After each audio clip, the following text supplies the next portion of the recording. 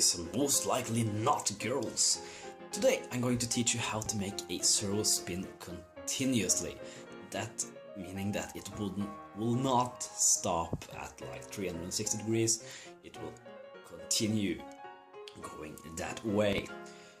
So, first off, we want to take these screws out.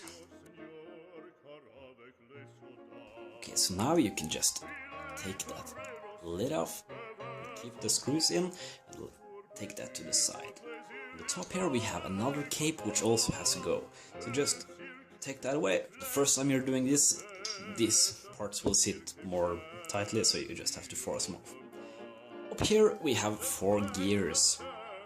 You have to take this all off. Be sure to take a picture or something of these, because you really have to take them back in the exact order they came in. And if you don't do that, it will not work perfectly or at all. Okay, so now there is 3 things we have to do to make this thing spin continuously.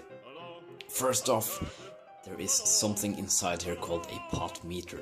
I have glued this together so that it will not turn to either side, but this thing which goes down into here somewhere, it tells the electronics in the servo where the servo horn is pointing.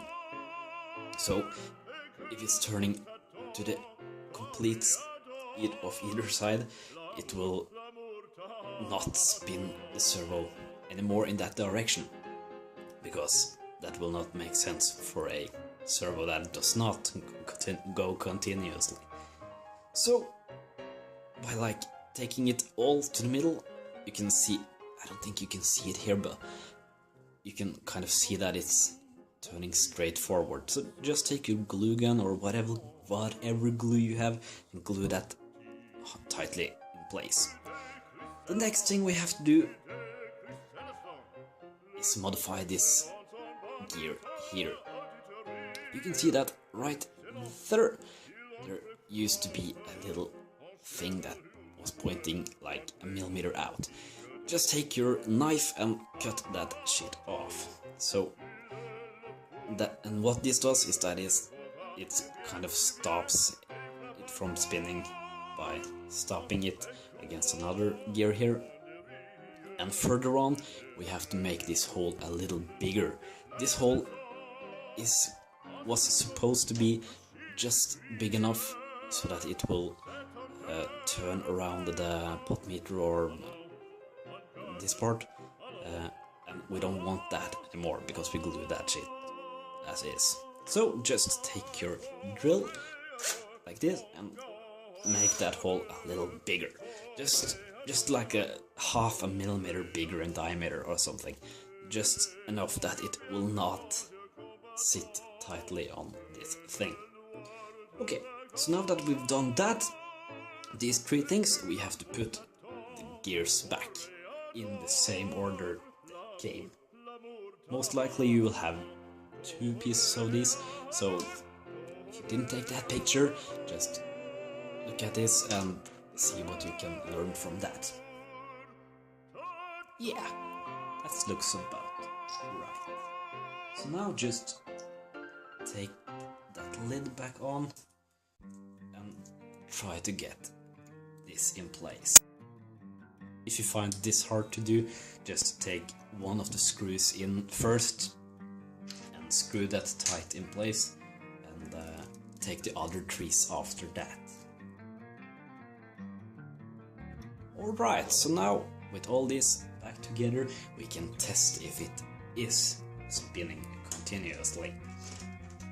Just attach this for show, and you can either attach it to your receiver or you can just plug it into an Arduino, which I'm doing. These ports over here, the darker one needs to go to ground, and the middle is always to 5 volts or 3.3. I don't think it will spin that fast, but it will spin. And the lighter one is always the signal. So I have the Arduino is just sending out analog write port 90 with 30 as a value or something, and that will make it spin one way. And voila! It will spin continuously. And this you can, for example, use as a motor if you want to make a robot with wheels, like I am doing. I'm using these CD plates as wheels, so I'm just connecting that.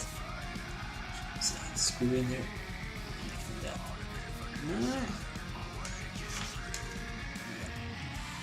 Do that. Perfect.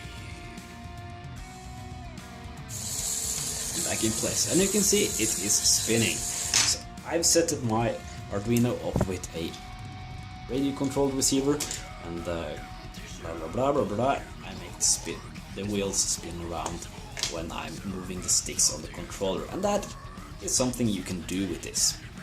So I hope you guys learned something today, and yeah, I hope you have fun with this shit. So take care.